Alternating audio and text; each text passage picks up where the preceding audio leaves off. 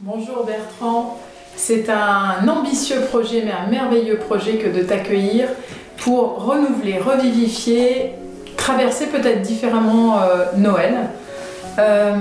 Pour cette première vidéo sur Noël, à côté de toi, tu as le sapin, donc le sapin paré de ses lumières qui nous donne l'axe et qui s'est paré des lumières, avec les couleurs traditionnelles, là, cette année rouge et blanc.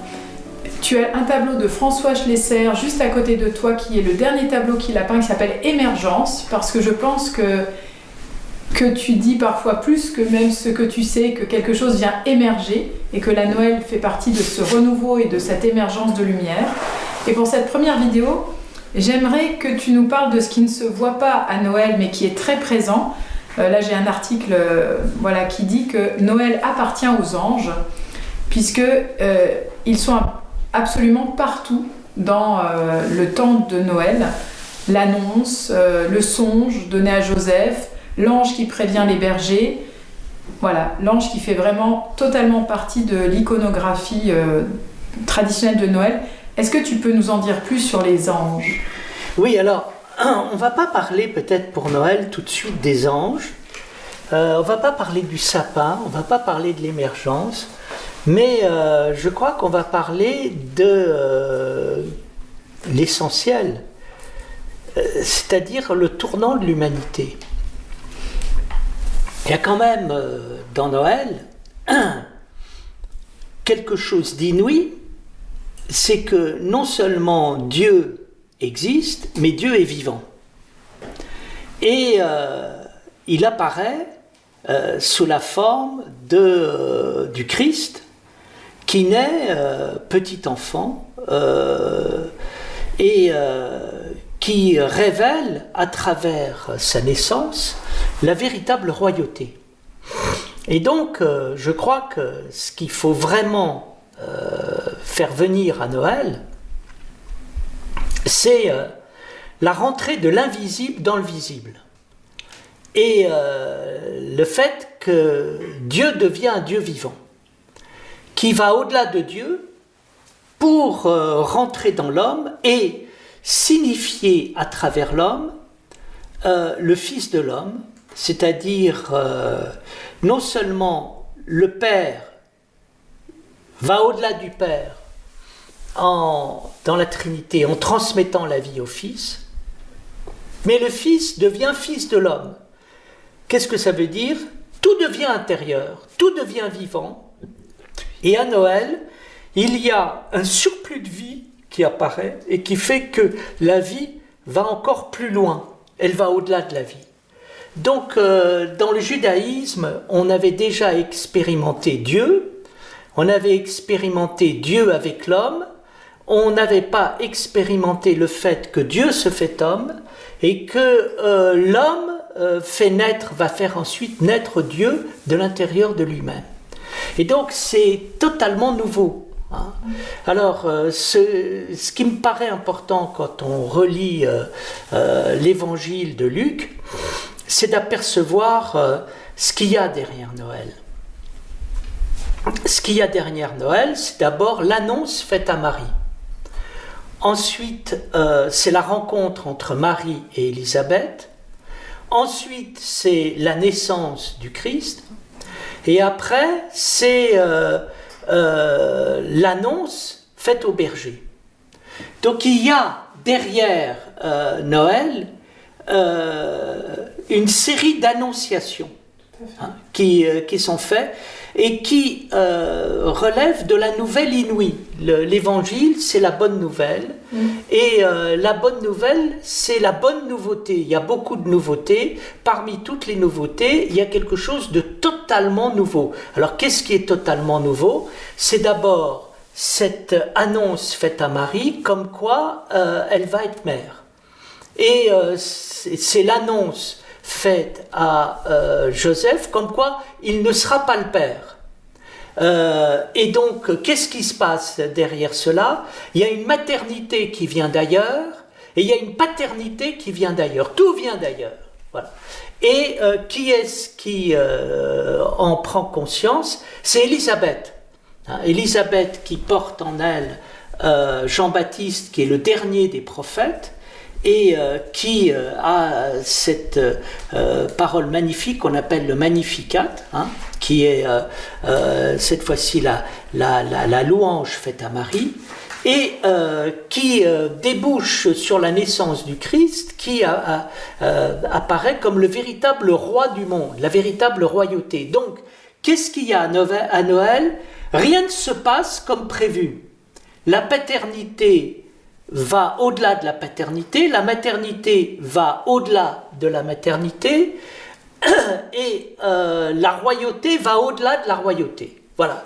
Et je crois que c'est ainsi qu'il faut regarder les choses quand on voit la vie spirituelle. C'est-à-dire ne pas se focaliser sur la virginité de Marie au sens matériel du terme. Ne pas se focaliser sur le fait que Joseph n'est pas le père. Hein. Ne pas voir dans la naissance de Marie un thème très actuel aujourd'hui, c'est-à-dire une GPA, une gestation pour autrui. Hein. Je crois que ce qui est en jeu derrière ce qui s'exprime, c'est quelque chose de tout à fait nouveau, disant, vous savez, la paternité va bien au-delà de la paternité, la maternité va bien au-delà de la maternité, et la royauté va bien au-delà de la royauté. Et je crois que là, nous avons une chance de pouvoir vivre Noël, c'est-à-dire vivre Noël comme un événement inouï qui rebat toutes les cartes et qui nous oblige à aller plus loin. J'ai un peu peur que depuis très longtemps on ait manqué Noël en faisant exactement ce qu'ont fait les peintres du XVIe siècle. Les peintres du XVIe siècle, pour humaniser Dieu et finalement l'évacuer, ont pris les événements les plus matériels et les plus humains des évangiles. Comme ça, il était possible de faire de la peinture sans parler de Dieu à travers des événements purement humains. J'ai l'impression qu'on s'est beaucoup extasié sur la beauté de cette jeune maman avec ce petit enfant et la douceur qu'il pouvait y avoir, et donc on a ces représentations des madones avec un petit bébé joufflu et le tout dans une atmosphère éminemment familiale.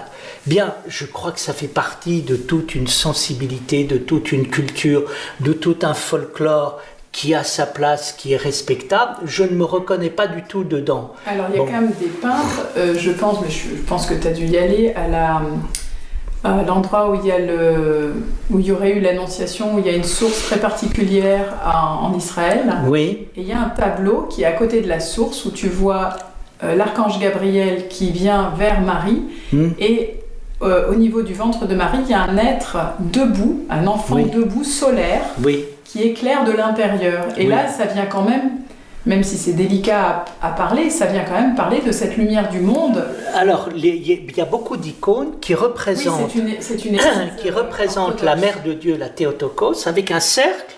Et dans le cercle, il y a le Christ. C'est-à-dire, alors je pense que là, il faut bien voir que nous sommes au niveau des archétypes.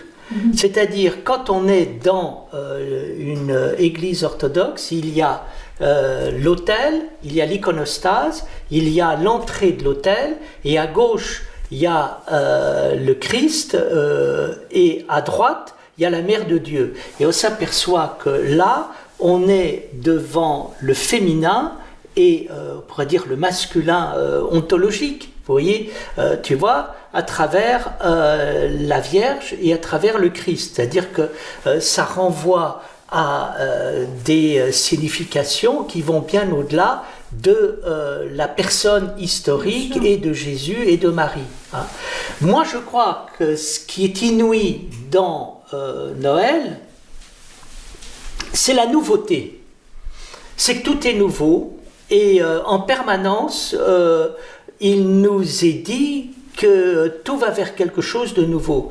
Donc, il est envoyé un nouveau Messie à Israël, Et ce nouveau Messie passe par une nouvelle naissance, et cette naissance va au-delà de la naissance. Alors ce qui est intéressant pour nous, c'est de comprendre que pour qu'il y ait une vraie naissance, il faut qu'il y ait cette naissance qui nous est décrite. J'avais eu l'intuition en écoutant Annick de Souzenel parler de la Vierge et de la naissance, que la caractéristique de Marie, c'est d'expliquer que seule une vierge pouvait donner naissance à un enfant. Et il fallait comprendre que c'était pas du tout scandaleux de voir qu'une vierge donne naissance à un enfant, mais que, en fait, la naissance d'un enfant vient toujours de quelque chose de vierge. Et je crois que c'est assez vrai. C'est-à-dire que on s'aperçoit que si quelque part une femme n'est pas vierge à l'intérieur d'elle-même, elle ne peut pas concevoir.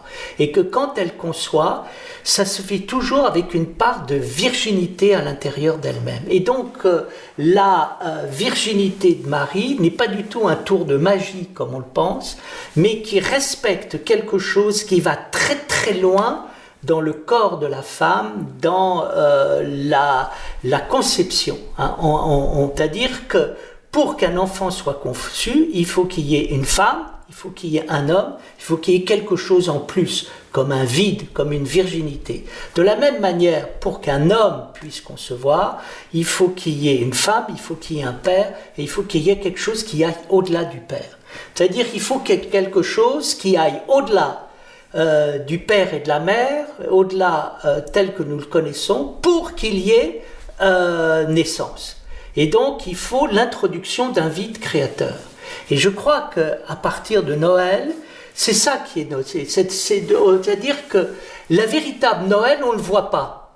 Le véritable Noël est invisible, et le véritable Noël, il nous est donné à travers les annonces dont tu as très bien recensé les manifestations et les annonces. Qu'est-ce qui sont faites? Ils sont faites quand même de dire quelque chose d'inouï à Marie et à Joseph. Vous allez vous allez faire naître un enfant, et ce qui se passe, c'est qu'on dit à Marie, mais toi, tu seras pas une mère, tu vas être vierge, enfin tu seras pas femme au sens, mais tu seras encore jeune femme, hein, et toi tu seras pas le père. C'est-à-dire personne n'est celui qu'il donne l'impression d'être. Il va pas y avoir Jésus qui va naître d'un papa et d'une maman, et il n'y a pas le papa de Jésus et la maman de Jésus. Voilà, ça n'existe pas. C'est la raison pour laquelle Cyril d'Alexandrie a dit cette chose prodigieuse. Il n'a pas appelé la Vierge la maman de Jésus, mais la mère de Dieu. Je ne sais pas si tu vois le renversement, c'est ce que disent les orthodoxes, c'est-à-dire que Marie n'est pas la maman de Jésus, c'est la mère de Dieu. Invraisemblable, c'est ahurissant d'entendre quelque chose. Comment ça? Dieu a une mère? Oui, il est la mère de Dieu. Voilà. Et donc, on a affaire à une autre paternité et à une autre maternité, et on a une révélation sur des choses qui n'ont pas encore été élucidées au niveau de la conception d'un enfant.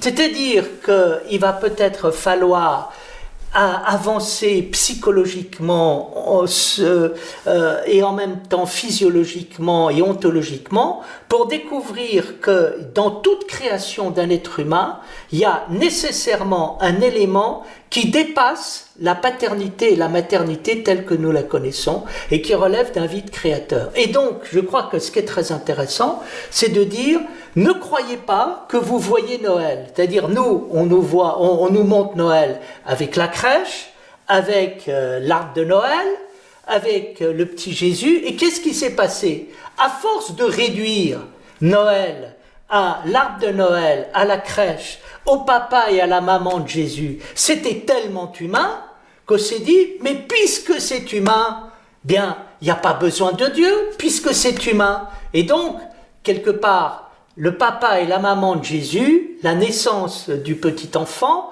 et l'arbre de Noël ont dévoré Noël.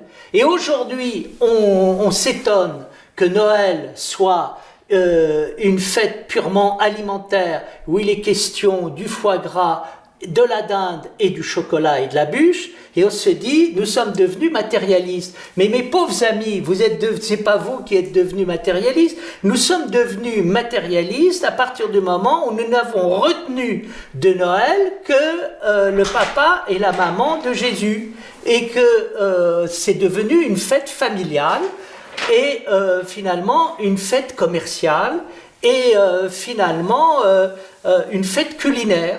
Donc, qu'est-ce qui se passe? On mange, on se réunit en famille et on dit, ben voilà, Noël, c'est la fête de la famille, c'est la fête du foie gras et de la dinde, c'est la fête de la bûche. Et résultat, et qu'est-ce qui se passe? À force de ne pas vouloir voir Noël, c'est-à-dire de vouloir le voir, qu'est-ce qui fait qu'on n'a pas vu Noël? C'est qu'on veut le voir. Et qu'est-ce qui fait qu'on voit Noël? C'est qu'on ne veut pas le voir. C'est-à-dire, on te dit, le véritable Noël, il est totalement invisible. Et il y a une nouvelle que vous n'avez pas encore analysée et reçue, c'est-à-dire, personne n'a imaginé la paternité comme elle est. Nous en restons en disant, oh, c'est terrible quand même, la pauvre, elle est fécondée par le Saint-Esprit, comment est-ce qu'une vierge peut être fécondée par le Saint-Esprit? Et alors, on dit, alors, Josiane, tu crois que tu peux être fécondée par le Saint-Esprit? Forcément, Josiane ou Christiane disent, ben non, c'est pas possible, et tout. Puis après, on nous parle du problème de la virginité, de la naissance, sans comprendre quoi, et si le véritable, la fête de Noël nous disait quelque chose qu'on n'a pas encore intégré. C'est-à-dire, nous n'avons pas intégré à l'intérieur de notre vie le vide créateur. Nous n'avons pas intégré, pourtant, nous sommes prévenus par des philosophies comme le taoïsme chinois, il faut absolument intégrer le vide à l'intérieur de toute chose pour pouvoir le comprendre. Et qu'est-ce qui se passe? Eh bien, dans l'expérience, dans la vie, dans la naissance du Christ, il y a un formidable vide qui vient magnifier la paternité et la maternité sous une autre forme. C'est-à-dire, vient nous montrer quelque chose d'inouï, et donc, qui est réalisé par quoi? Parce que tu me disais, puisque tu parles de Khalil Gibran et tu me dis que tu as beaucoup aimé le prophète, qu'est-ce qu'il est dit dans le prophète? Souviens-toi que les enfants viennent non pas de toi, mais à travers toi. Donc qu'est-ce qui se passe? Il est dit à Marie, à Joseph, attention, vous allez faire naître un enfant, mais cet enfant, il va venir à travers vous. C'est encore plus beau que s'il venait de vous.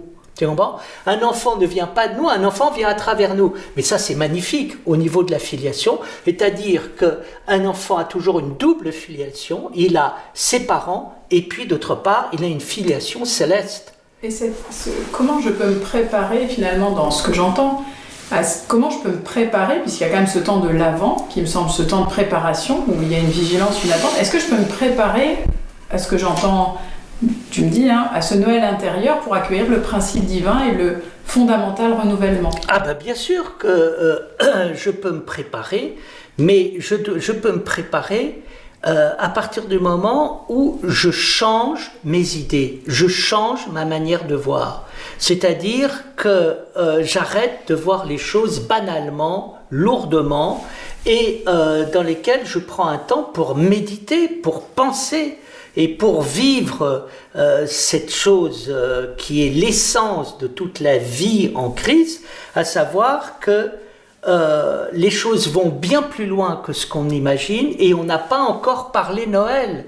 Tout à fait. Ne croyez pas que vous avez compris quelque chose de Noël. Souviens-toi de ce texte de Denis l'Aréopagite qui dit « Si vous croyez avoir compris quelque chose au Christ, c'est que vous n'avez rien compris ». Donc nous croyons avoir compris le Christ et nous croyons tellement l'avoir compris que en pensant que premièrement le Christ est venu d'un homme et d'une femme et puis on arrive à dire que c'est impossible que le Christ soit né de Dieu et de l'Esprit et donc qu'est-ce qui se passe? Le Christ est simplement un homme né d'une fête d'un homme et d'une femme. Et Noël, c'est la fête des hommes, la fête de la famille, la fête du foie gras, de la dinde et de la bouche. Tu comprends? C'est à force. Et ça, c'est quoi? Ça, c'est un monde qui a cessé de se préparer. Mais il n'y a pas qu'à Noël qui se prépare. C'est que Noël, tu ne le prépares pas pendant l'Avent, tu le prépares toute l'année. Et que ça fait très longtemps qu'il aurait fallu se préparer. Et qu'on ne se prépare pas du tout. On est là en train de nous goberger avec le foie gras, la dinde, la famille, la bougie, le petit enfant, l'arbre de Noël, les cadeaux, les PlayStation, etc. Et on abrutit totalement le monde. C'est un Noël d'abrutis qui est en train de se passer et qui fait que tout le monde sort alourdi de cette période. On se croit obligé d'aller dans des réunions familiales. Pourquoi? Tout est coincé, on ne se renouvelle pas du tout spirituellement. Et donc, ce qu'il faudrait, c'est pas simplement qu'il y ait un avant, mais à un moment, il va falloir tout revoir. Il faut tout repenser, que ce soit la vie, la mort, la naissance, le féminin, le masculin, l'enfant, tout. Tu comprends? Et oui, pour arriver à quoi? Pour arriver à vraiment vivre ce moment. C'est-à-dire vivre le véritable Noël comme quelque chose d'extraordinaire. Et il nous a été donné de pouvoir accéder à un mode de naissance qui est proprement inouï. C'est-à-dire à une naissance qui vient, à une conception qui passe par l'invisible, à une naissance qui passe par l'invisible. Et ça, mais c'est un cadeau inouï qui nous est donné, tu vois ? Et donc, je pense que le véritable Noël n'existe plus et il est à inventer. Donc, de ce que j'entends, c'est en tout cas reprendre le chemin, puisque quand même il est dit « je suis le chemin », reprendre le chemin du Noël intérieur et mystique, fondamentalement. Oui, et puis, et cela, mais à propos de tout, continuellement dans toute l'année. Et ça veut dire changer actuellement toutes les données de ce qu'on croit être la civilisation, la culture et l'humanité. Alors,